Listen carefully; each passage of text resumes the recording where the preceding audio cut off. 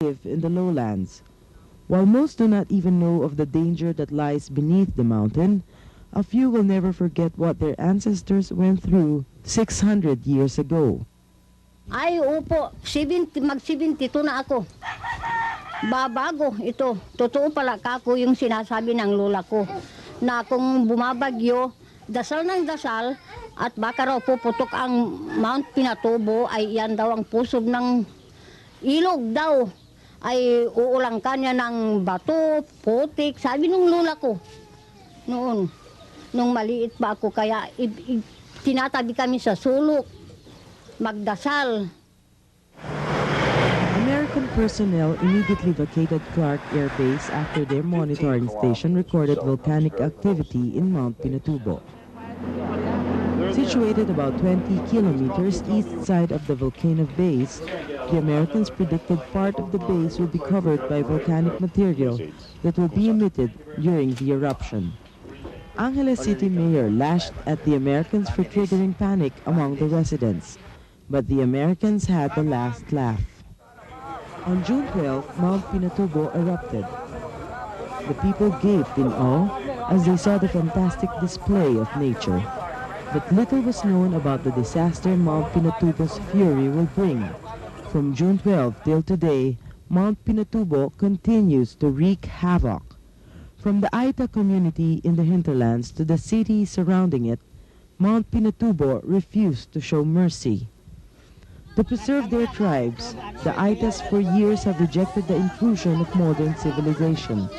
But they are now left with no other choice but to go down from their ancestral land as Mount Pinatubo's rage continues to threaten their lives. Evacuation centers in Zambales, Olongapo, Angeles, and Tarlac were filled with Aitas. Ang nangyari po sa buhay namin, parang ang lahat ng ang nangyari sa buhay namin po, parang kaawa-awa kami. Hindi namin nalalaman kung saan kami ilalagay sana. Gusto namin po sana kung nilipat kami, binakwit sana yung pirmihan na lugar sana yung paglalagyan namin. Ayaw namin yung kasi ito po mga bata ang nakaawa. Kumot at saka mga damit, saka sabon ho. At wala ho kaming magagamit ho. Para sa ulo ho, yung ginagamit na mabang sabon ho, gano'n. Filipino volcanologists thought only those living within the 20-kilometer radius of the volcano base would be affected by the eruption. But the strength of Mount Pinatubo surprised them all. Hot rocks and dust known as pyroclastic flow emitted by Mount Pinatubo reached 20 kilometers, and the ash cloud spewed attained a height of 3,000 meters. The danger zone was expanded to 40 kilometers, which included the cities of Olongapo and Angeles. Heavy ash fell on Olongapo and Angeles as early as June 14th. Medyo naguguluhan ako. What's happening with the country? It seems this is the wrath of God. Pangit. Nabangga na nga yung kotse ko. Andun, naiwan ko na. Hindi ako makakauwi sa amin. Bangga na wala na Naguluhan lang ako eh. Parang iniisip ko, parang sumpana ng langit. Nayanig ako. Pero inuna ko ang pagtawag sa pangalan ng Panginoon. Walang imposible sa Kanya. Kung ito man ay pagsubok sa ating kailangan, magpakatatag tayo. Sabi ako sa loob eh. Saan loob? Sa loob ng base. Tatrabaho ako. Kamusta dun sa base? Ganun din ang sitwasyon dito. Dito sa labas. Umuulan din ng Ito nga may busal pa kami. Kamusta mga Amerikano dun? Natataranta sila. The whole province of Botolan, Zambales was covered with ash and sand after Mount Pinatubo erupted several times. It was on the 15th of June when Mount Pinatubo delivered its strongest blow. Journalists covering Mount Pinatubo who were based in Barangay Puan Bato, about 20 kilometers from the foot of the volcano, had to vacate the area. Minutes after, total darkness covered the whole province of Zambales, Olongapo, Pampanga, and even Manila.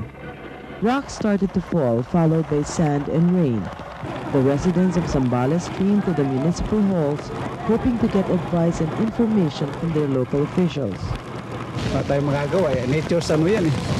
Ito nga delikado nagdilim parang Para eclipse. Alas 4 pa lang parang gabi na. Hindi na, wala na ako masakyan kung paano ako makakauwi ngayon ng Butoran dahil kako bukas.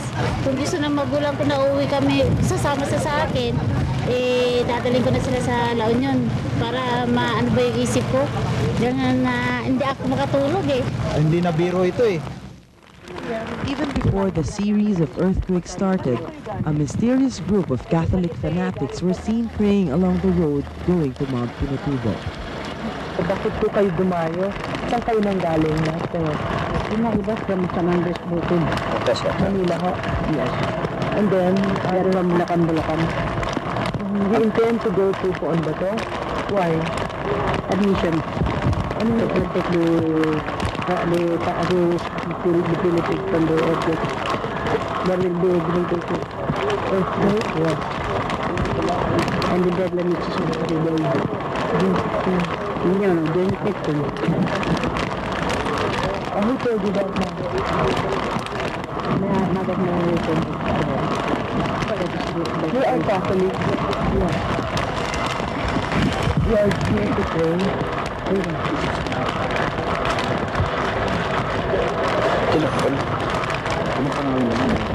It's Lulutan na lang. From Luto. Go. Ayaw pa ko kayo ka na makatawan na lang. 20 sweet. Ayaw namin may katawan dahil mahirapan And true enough, shortly before midnight, Mount Pinatubo never rested, and the earth shook the whole night. Zambales residents were relieved only when they saw the sun shine the morning after. The sun only showed them a sorry sight.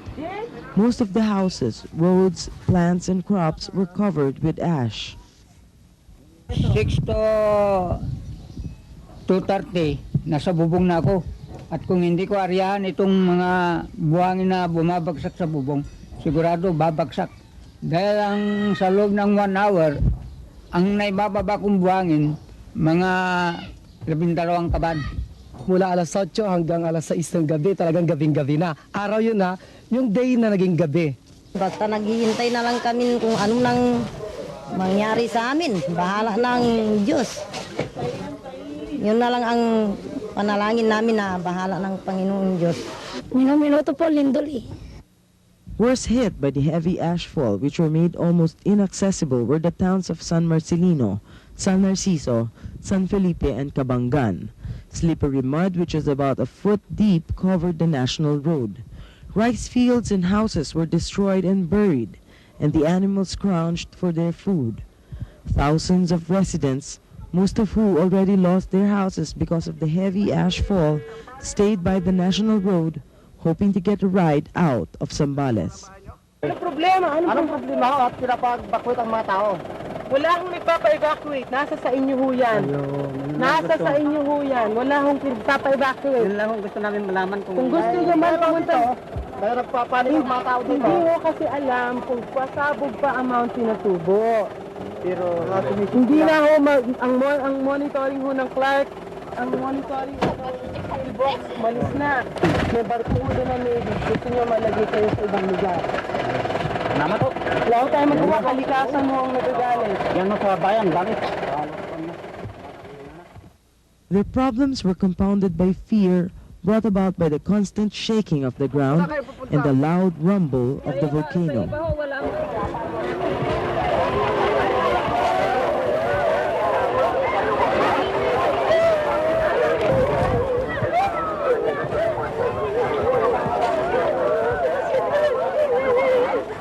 Ganito ko na lang. The government was caught flat-footed by Mount Pinatubo's fury, but everything is not lost. Thousands of those affected by the eruption are still seeking help. Ano pala kalala na pagkain namin sa mga bata? Wala ko bang pagkain? Wala nga po eh. Hindi naman kami po nakapunta sa bayan dahil wala sasakyan. Hindi naman kami nagbili ng pagkain namin dahil wala kami bumibili.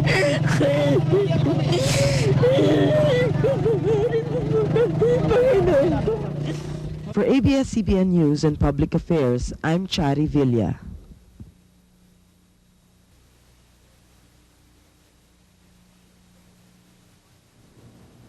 Director Raimundo Punongbayan of FIVOC says that the worst may be over for now. But the difficult task of reconstructing our lives, picking up the pieces, and rebuilding for the future has just begun. Our one-on-one interview with Mrs. Lydia Salonga in a moment.